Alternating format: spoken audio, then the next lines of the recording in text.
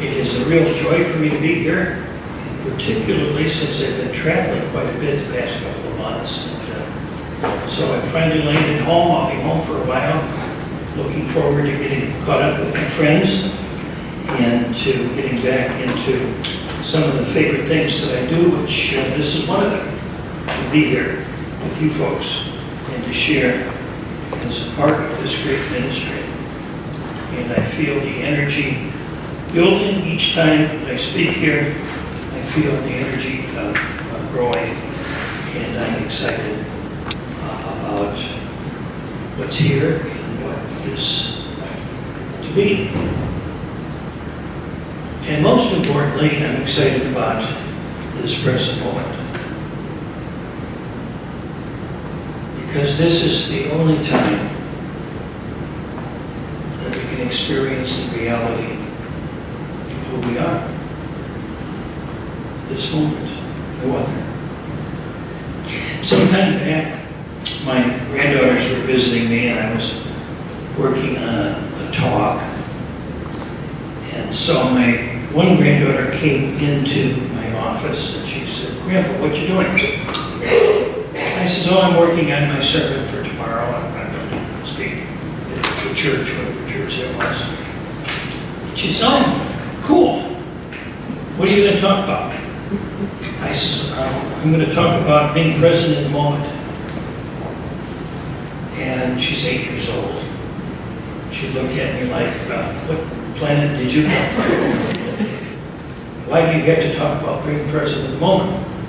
I said, "Well, you know, with kids like yourself, you know, it's natural to live in the moment. But as adults, we get lost in our planning, we get lost in our memories, and we don't live in the present moment any longer." And she looked at me very strangely and says, "Grandpa, that's really weird." And I thought about it, and I said, "Well, it is really weird, you know? It's pretty hard for an 8-year-old to understand, and I can appreciate why. Because it is the most natural thing in the world. That nature and everything that's a part of nature, which includes us, can only live in the present moment. There is no other moment, but we can get lost in the fantasies of other moments." Ralph Waldo Emerson, was one of my favorite authors. If you're not familiar with him, I encourage you to read everything he wrote, particularly his essay on self-reliance is one of my favorite. And he writes, "These roses under my window make no reference to former roses or to better ones.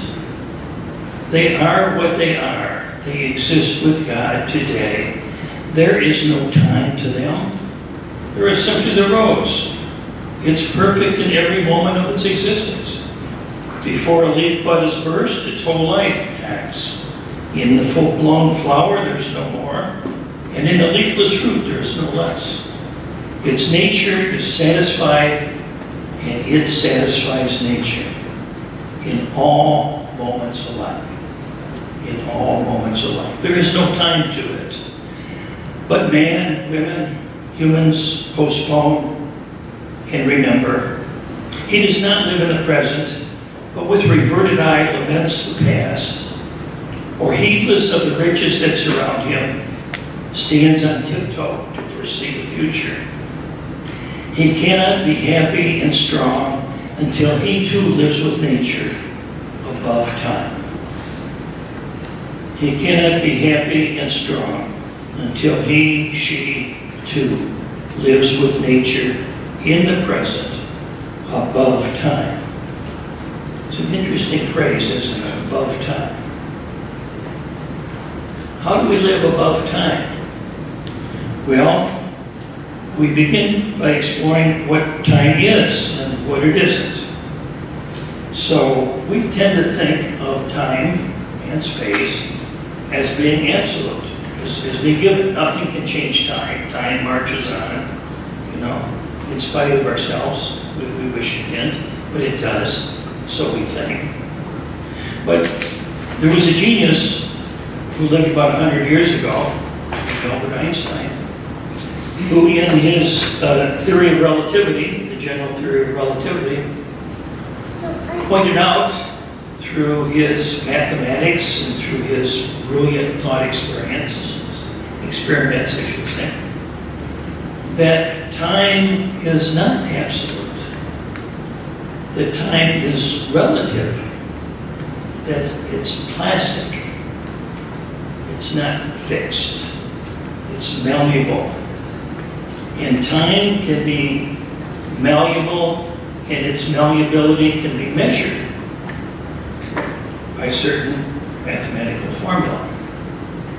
And time, he said, is connected with the velocity by which we are moving. We're not standing still, you know. I look like I'm standing still. But I'm actually traveling about 1,000 miles an hour, going around the center of the earth. And actually I'm traveling even faster than that. I'm traveling about 60,000 miles an hour around the sun. And I'm actually traveling even faster than that. Our whole solar system is moving through the galaxy. And our whole galaxy is moving through the universe. And how fast is it all going? Who knows? And with this recognition, we realize that the time as we experience it is not universal time. Someone living on a different planet is going to experience time perhaps differently than we will. If you had a twin brother or sister, identical twin, born at the same time you were, basically, and they got on a rocket ship and they took off at the speed of, let's say, 90% the speed of light, after 50 years of your time, 25 years will have passed for them. The clock, the calendar, for them will look the same as it does for you. It's not that it seems like it's gone faster. It's literally, time has gone slower for them. And when we reach the velocity of light, time disappears. Time and eternity merge. Isn't that interesting, the speed of light? And what was the first act of creation according to Genesis? Let there be light. You know? Let there be time. Maybe, maybe not. The mystics too, not just the scientists, but the mystics also tell us that time is a product of the mind. That in the realization of absolute truth, there is no time whatever. Time has no absolute reality. The only moment is this one. So ironically, as we live in the present moment, we live above time. We live in the timeless moment of the present. Time is a convenient way of measuring things. I heard someone once say time is a way that we keep things from everything happening at once, you know. It's a way of spreading out our experiences. It's a way of ordering our life. But it's not really a reality. We are so used to thinking of time, of the past and the future, as being absolute, real, that we have come to identify with this unreal reality of the past and the future. But the past and the future are complete illusions. Complete illusions. Now you might say, wait a minute. No, that's not true. Because I can remember yesterday. Right? How many people here can remember yesterday? About half of you. So I won't ask about the other half. So those of us that can remember yesterday, I invite you to think about it. Remember it. What you were doing maybe this time yesterday. Okay? Now, as you were having those thoughts about yesterday, when were those thoughts taking place? Right now, right? They weren't taking place yesterday. So, I'd like you to take a breath yesterday. You can't. I'd like you to take a breath tomorrow.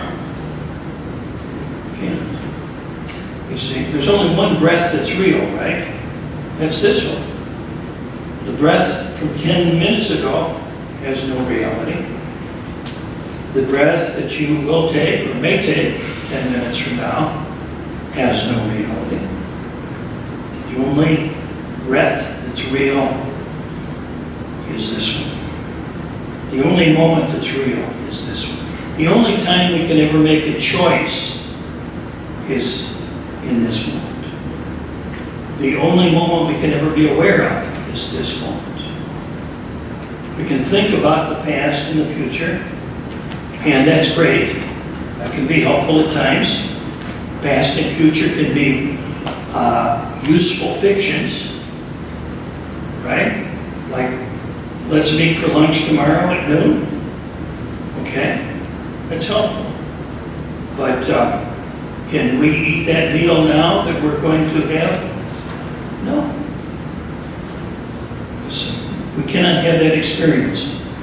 I was where was I? In Silverton, Colorado, I think it was. And I walked into this saloon. I needed change for the parking meter. So that was the closest place to go. And so I walked in and asked to see if they had some quarters. And I saw a sign behind the bar. It said, free beer tomorrow. So I came back the next day. I said, I'm here for the free beer. He said, no, that's not until tomorrow. I said, how much free beer have you given out? Not one drop, he said. Because tomorrow will never be here. He said, we can never experience tomorrow, no matter how thirsty we may be. The past and the future can be useful for making plans and for remembering and reminiscing and so forth, but we can't live there. So it's very important to recognize that no matter what we do, there is only the present moment. Very often I'll hear people say to me, you know, I'm really trying to live in the present moment. And I'll say, well, where else can you live? There's nowhere else to go. But I understand what they mean is they're trying to be present. Well, we can't think ourselves into the present moment.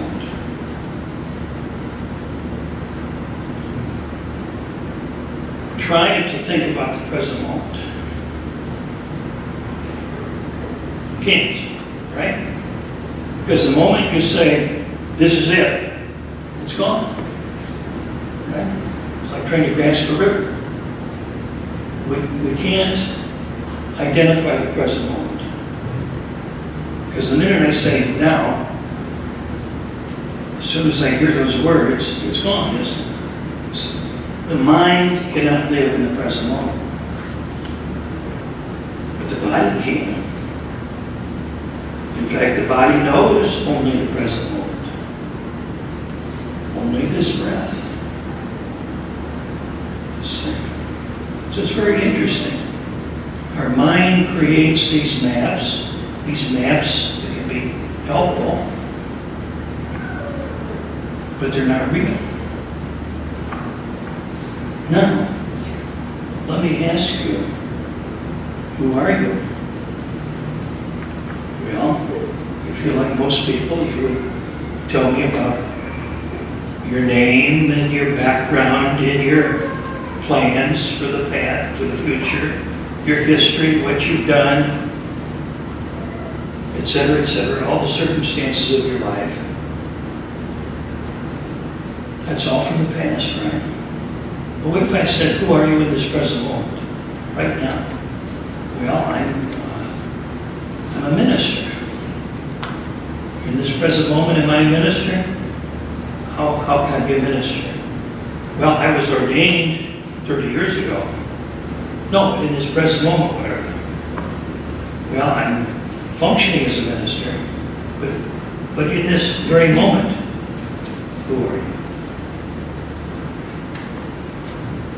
I am. That's all there is. One time at a meditation retreat in near Boston, Massachusetts, I was sitting for a 10-day retreat. And my mind began to just ruminate about this whole thing, this thing about time. And I began to realize I'm going to be here for 10 days, and da-da-da-da-da, and my back was already hurting on the second day, and, future rising in my life. So I started to think about, well, I just be present in the moment. So I tried to be present in the moment, but the moment kept slipping away on me. And I began to meditate on what is the present moment. I don't know what it is. I can't put words on it. I don't have concepts on it. And then what hit me was, well, is time not real? No, time is not real. Well, if time isn't real, what is it that separates my birth and my death? What is it that separates your birth and your death? Just one thing, called time.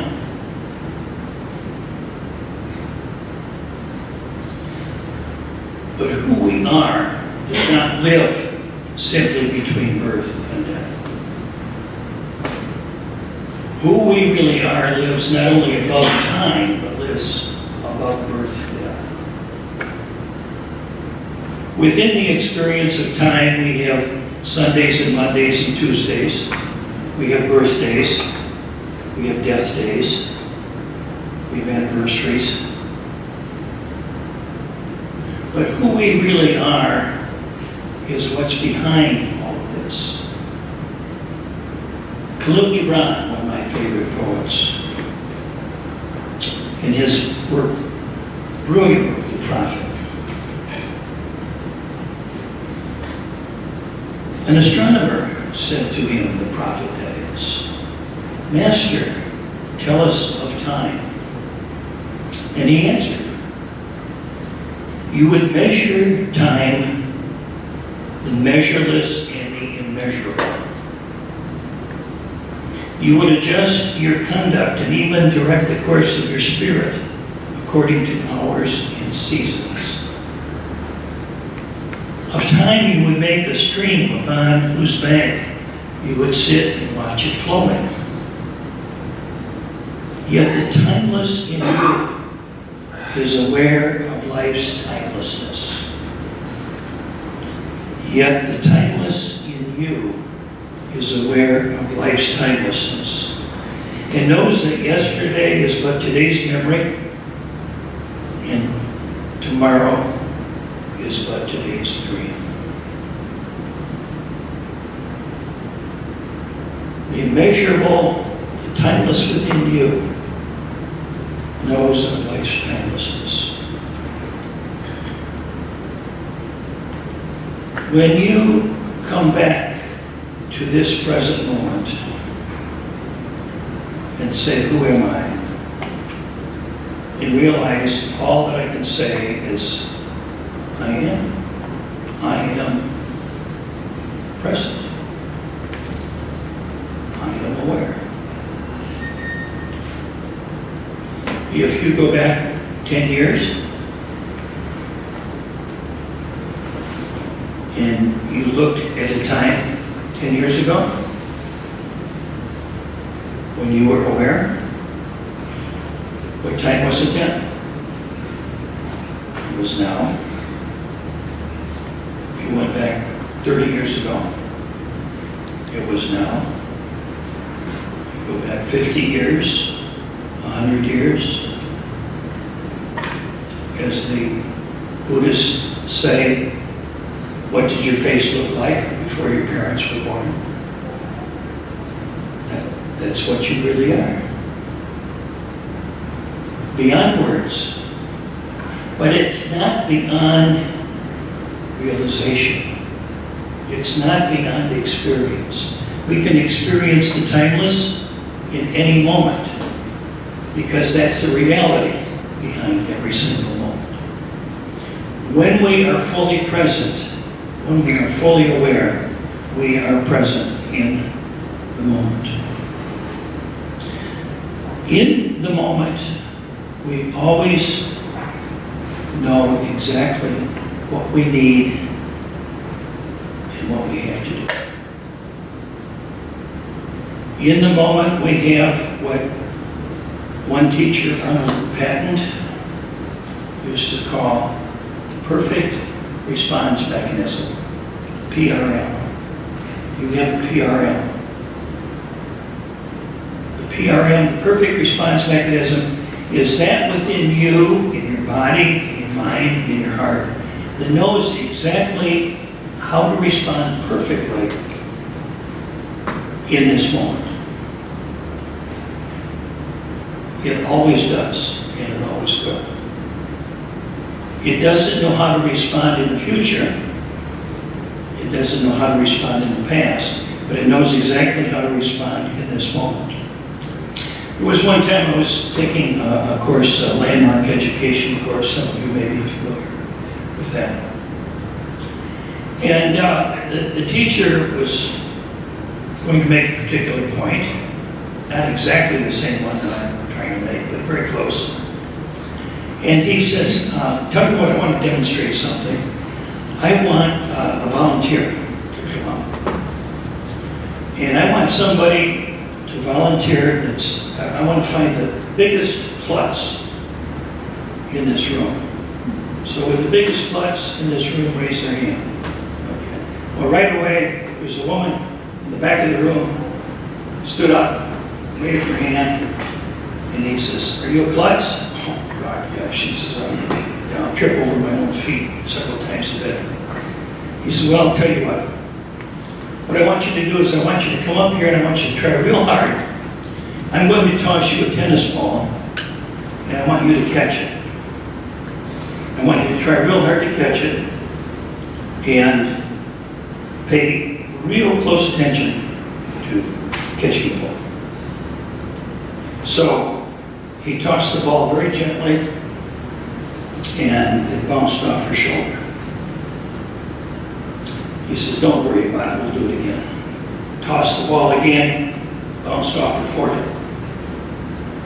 And it hit just about every part of her body, except her hands. 10 out of 10. Couldn't catch him up. And she said, I told you, I'm a klutz. He said, well, maybe, we'll see.